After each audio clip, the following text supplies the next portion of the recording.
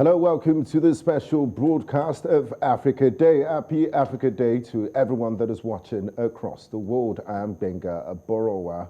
And I am Rita Omodia. Today, on this special day, we celebrate the victory of our heroes past, as then we celebrate the founding members of the African Union, of which 30 of the then 32 states of Africa actually joined together to celebrate the liberation of Africa, to celebrate our rich culture. Hello and welcome, Africa. Today we celebrate Africa Day. And of course, right here on News Central TV, though the general team is to celebrate nutrition, but right here on News Central TV, we will be discussing political stability, economic integration, and of course, the future of Africa, because Africa is so great. So what do we hope? Last year we dealt with what Africa, the Africa that we want. And right now we also look at the bright future of the rich natural resourceful Africa. And of course, it's my pleasure to welcome you to this special broadcast. Yeah, so where else to celebrate Africa Day than here at News Central? Because Africa represents everything that we do. We're Africa Definitely. first. And we're not going to be doing this alone. We have a rich team of experts that will join us to analyze issues from the west to the north to different regions in Africa. But I'd like to introduce our guest for the first segment of the show, where we'll be looking at political stability and insecurity in West Africa. We have joining us live from Freetown, Sierra Leone, Abdulmalik Bangura as a public relations and media consultant. Thank you very much for joining us, Abdulmalik. Good morning, Gbenga. Good morning, Rita. Good morning. Good morning and happy Africa Day to you. And during the course of the program, we also hope to have Mutaru Mumuni. Muqthar is the Executive Director, West Africa Center for Counterterrorism in Accra, Ghana. But before then, what is Africa Day? While we're here, while we're celebrating Africa Day, our team has put up this wonderful package to explain what this whole celebration means. Identified as the second largest as well as the second most populous continent in the world, Africa is thronged by some of the world's biggest and most beautiful things. The largest desert in the world, the Sahara Desert, the longest river across the globe, the Nile River, and home to the world's oldest university, the University of Al-Qarawiyyin in Morocco. However, it will be interesting on this day to talk about an important date on the African event calendar. Exactly 59 years ago, precisely May 25th, 1963, African leaders of the time set this day apart to mark the formation of the African Union, as well as the continent's achievement since colonization. They called it Africa Unity Day, also known as Africa Day. In the 1950s, some African countries gained independence from their colonial powers.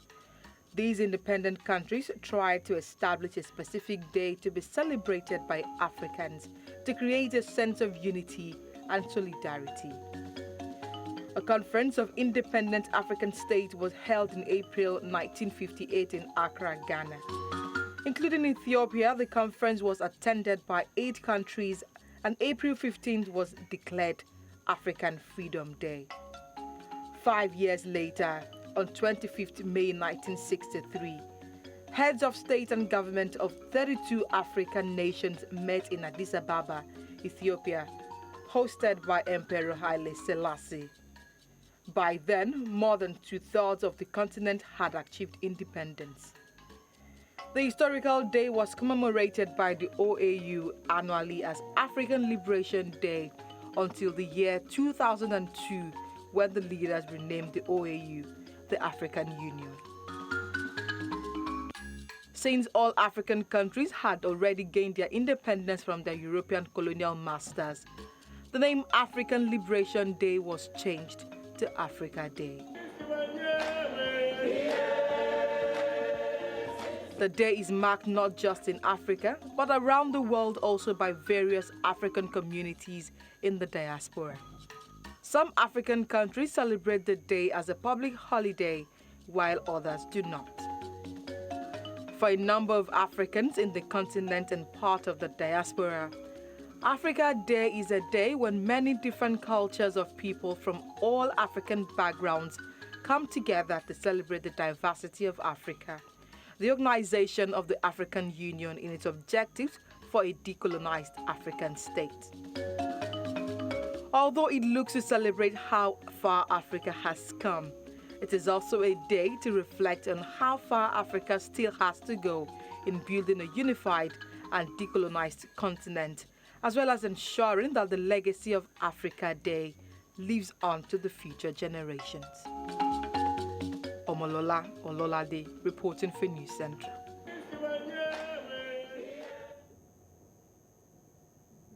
Quite an enriching package, if you ask me, Rita. What does being African mean to you? Being Africa is our cultural celebration. I mean, I'm from Delta State in Nigeria, and I love, I love my state. I love the culture, the dressing. I mean, look at our wonderful cultural attires. This is what Africa means to me. Africa is a rich continent with so much natural resources, with so much culture and tradition. So Africa to me is like a mother that gave birth to a lot of children. And of course, Africa is the future of the world because there's so much. We have the youngest population. There's a lot to unpack in the course of this program. And it's beyond the two dominant narratives of, you know, waterfalls, safaris, and then poverty and war and refugees. There's a lot more than Africa has. So let's introduce our guest, Abdulmalik Bangura. You're welcome and happy Africa Day to you. Happy Africa Day once more. So Abdulmalik, what does it mean to be African and how are you celebrating Africa Day in Freetown, Sierra Leone? I do understand that a few countries have made Africa Day public holidays. Is it a public holiday in Sierra Leone? Unfortunately, it is not a public holiday today here in Freetown or in Sierra Leone. Everything is just normal. And for us, I think it's not a day that's mostly been looked at as a public holiday, as a day that is much more significant in our national event as a country. So it's just a usual business. It's just a usual business. Everyone is back to work. In fact, I'm currently in my office. We are back to work and then looking at how we can push things forward. For us in Sierra Leone, it's just a normal day as usual. All right, Abdulmalik, while we're still looking at Africa Day, we know that when the founding fathers came in 1963, it was during a period when a lot of African countries began to get their independence from, of course, the colonial masters. Now, if you look at this from 1963 to what we have right now, how far or how well would you say African countries have been able to cope being independent of their colonial masters? Well, I think African nations, the issue of peace, stability is just a relative term for us in Africa. They are trying so much to see how African nations could be stable. And we've seen significant strides over the years, but we've also seen African nations being so reliant on their colonial masters, either in the areas of political decisions or in the areas of having to choose which modes or which segment or how Africa is being carved. That is why for instance, we've seen African nations in the area of peace. They have not done see in all the regions of Africa have various challenges. Like for instance, in the West, we have the issue of coup d'etat. In the East, they still have issues like, they don't have like political or let me say, because if you look for instance, Ethiopia was never colonized. So they don't have issue of colonial masters involving in their domestico. So they have issues of tribal conflicts and all. The arms, they still have the similar thing. Like for the South, is the most peaceful part for us because we found out that in the Southern African, countries, majority of them are English-speaking countries, Zimbabwe, Zambia, South Africa. They don't have much to do with colonial masters. We saw what Mugabe was doing, his land reforms and all, and we saw how he was able to stand against the West. For the Central, which for me is the most volatile region in Africa, and has up to now several dictators, whom I may say they are dictators in power. You know, they don't have much to show. But I've seen countries in Africa that have stood against their colonial masters and they succeed. We saw in Rwanda, before the 1994 genocide, Rwanda was a French-speaking country. But after the 1994 Rwanda genocide, they converted to English-speaking country. This to me, up to now, is still very funny, because from being a French-speaking country to now being in an English-speaking country, having to change within the course of time. So it shows that a lot of African countries have stood against their colonial masters. We also saw quite recently in Mali. Mali had to sympathize with France. They said the French troops should leave Bamako or Mali. We also saw in what Yahya Jammeh did in the Gambia, when he said that the Gambia, we are going to come out of Commonwealth, because for them, Commonwealth is a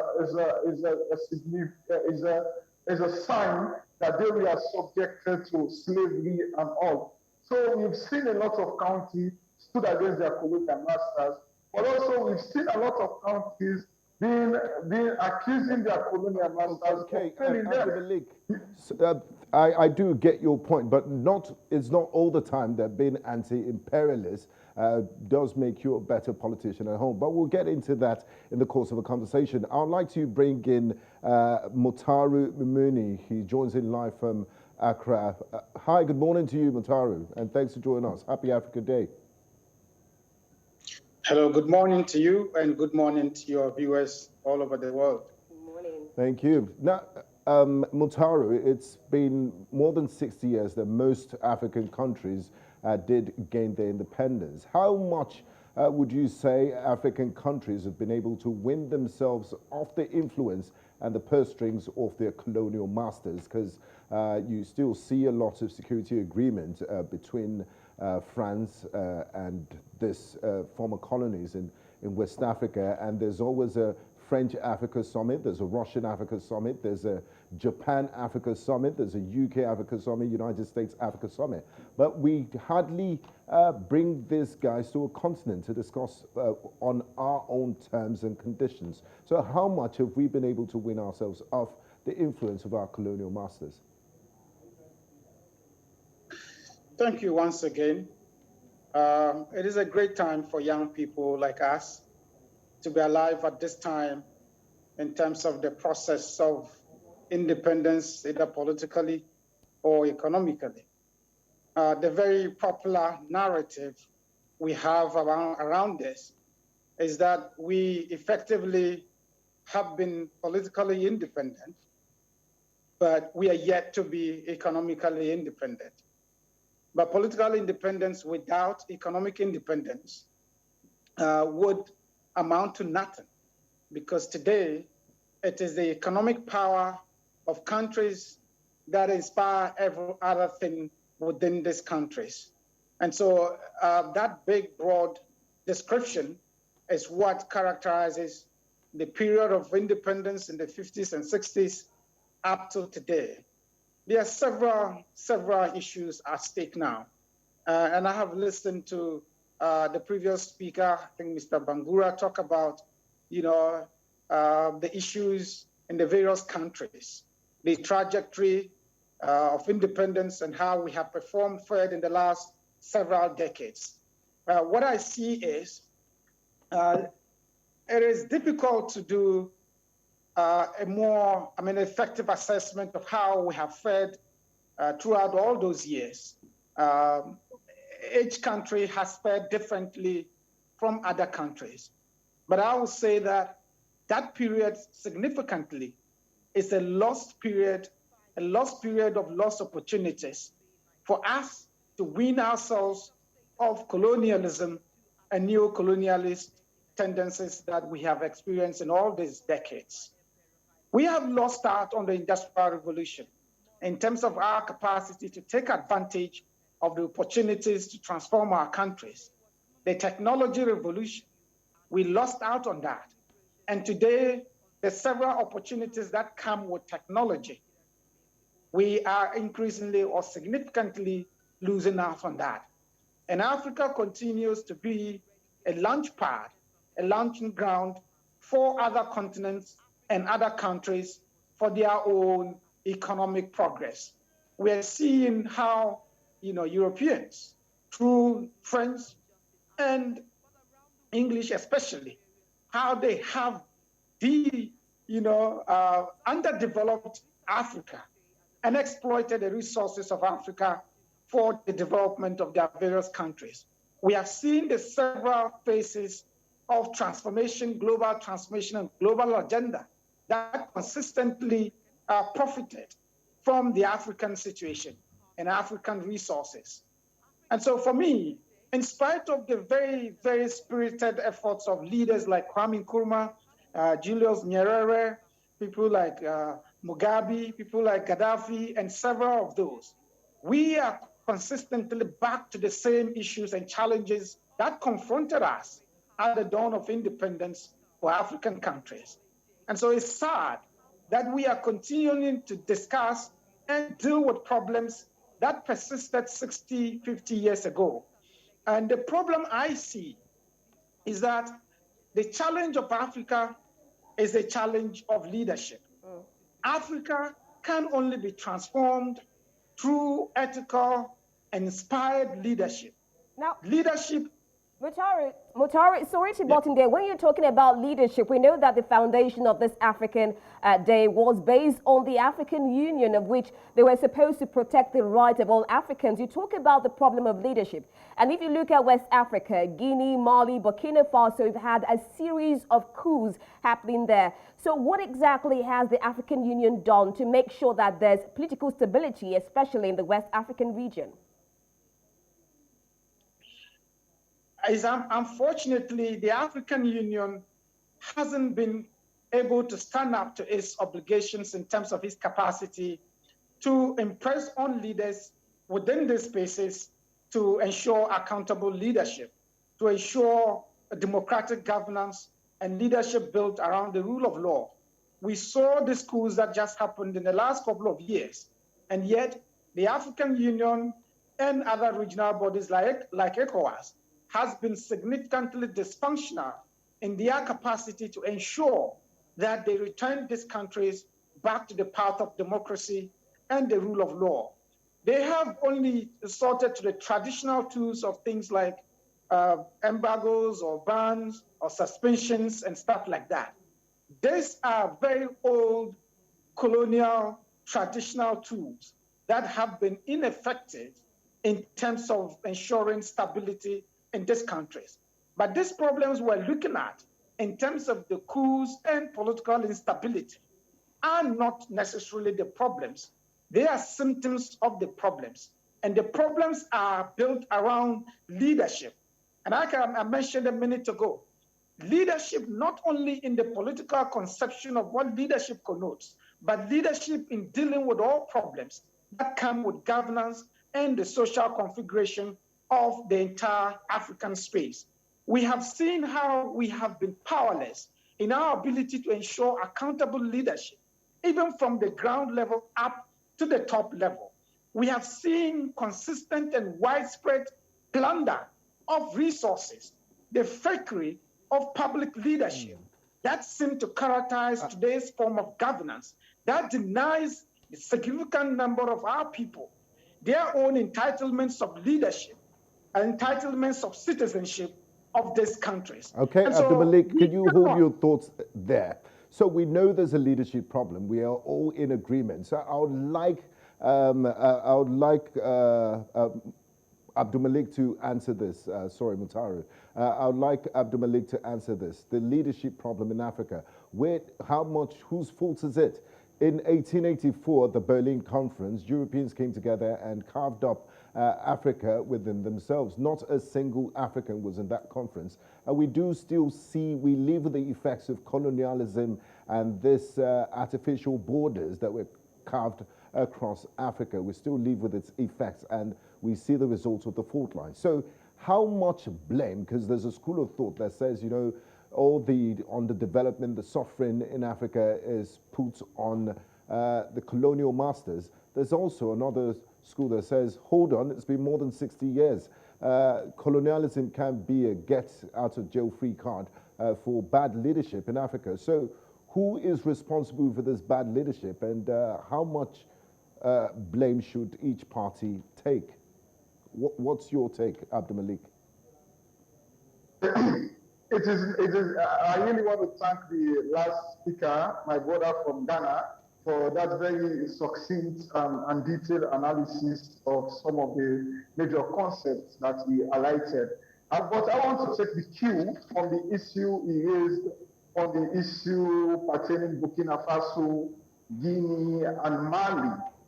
I think we'll be very much unfair if we look at the issue of it being like on the area of leaders clinging on to power for so long. For instance, in Mali and in Burkina Faso, you find out, in Burkina Faso and Mali, of course, yes.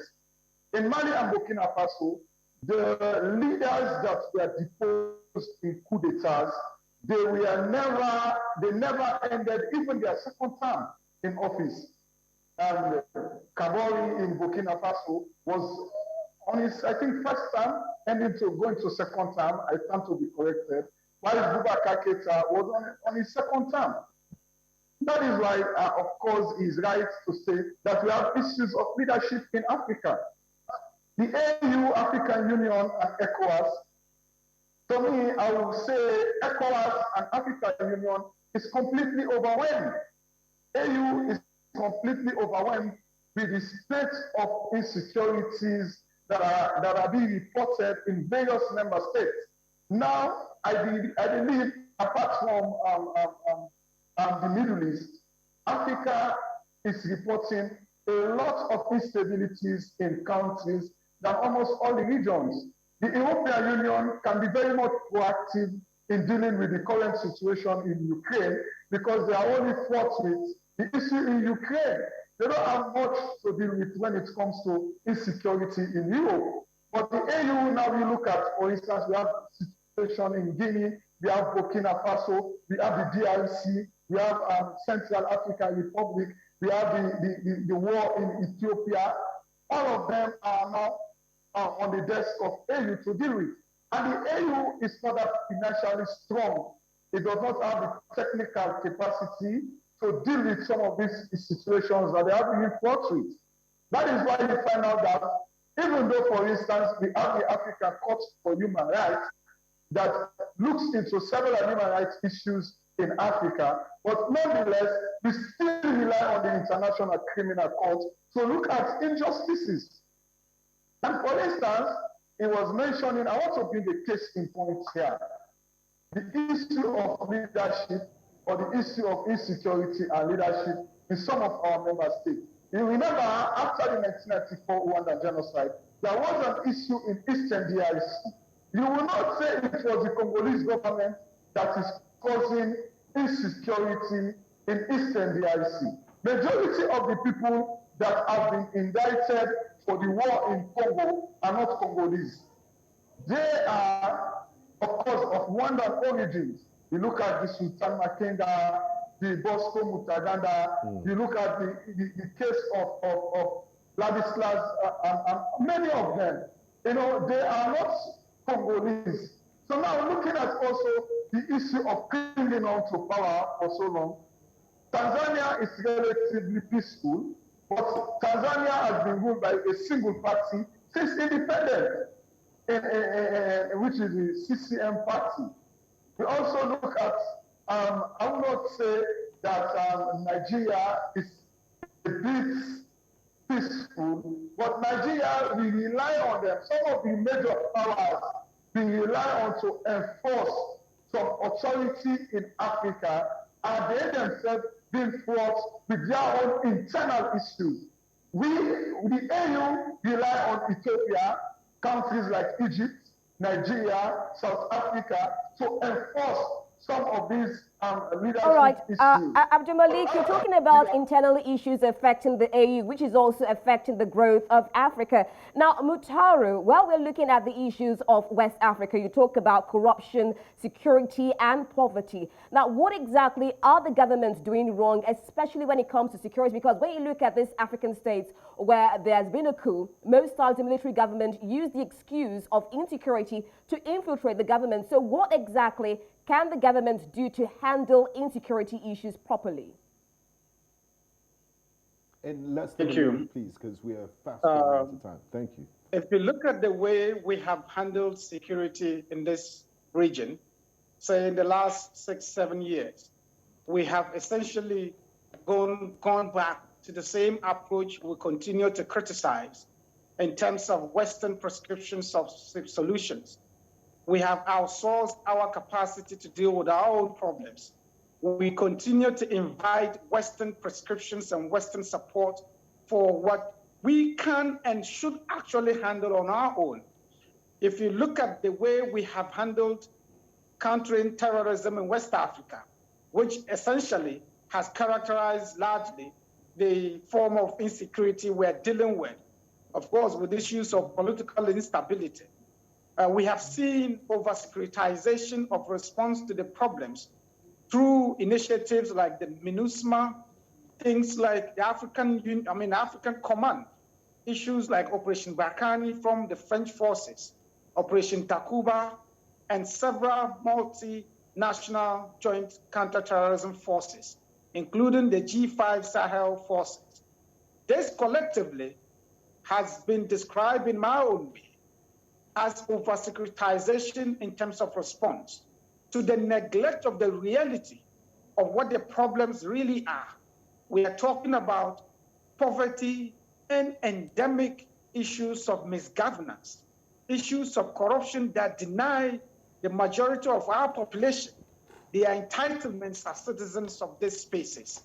This will not and cannot guarantee us the kind of development and aspirations our people had since independence.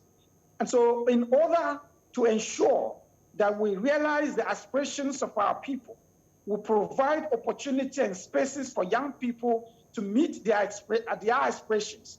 We need to look at homegrown solutions to the problems. We need to start building systems that allow society, especially young people, to participate in governance, to hold leaders accountable, to ensure that we reduce inequality in the system. How do you do that? We have a class of people, a kleptocrat at the top and helm of affairs, ensuring complete plunder of public resources, the fakery that comes with public leadership with zero accountability.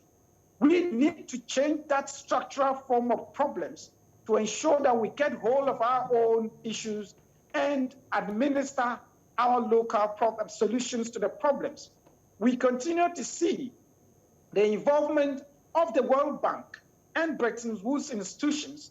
We're seeing the Europeans come to us with prescribed solutions and conditionalities on their own that seek to serve their own interests. They tie us to conditionalities that perpetually keep us in bondage and keep us as, people working for the development and transformation of their own spaces. Just look at the agreements and multinational agreements between the French and African governments that seem to keep reserves from here in their central government.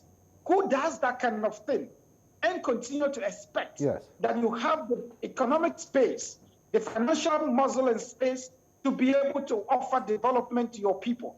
It would not happen. It doesn't happen. We need to build very responsible, strong, accountable leaders from within. We are seeing little hopes or little portions of hope from places like Rwanda, a country that emerged from a genocide, a country that essentially was destabilized emerging out of that situation and projecting itself as a good example of what leadership can do. We definitely need accountable leaders.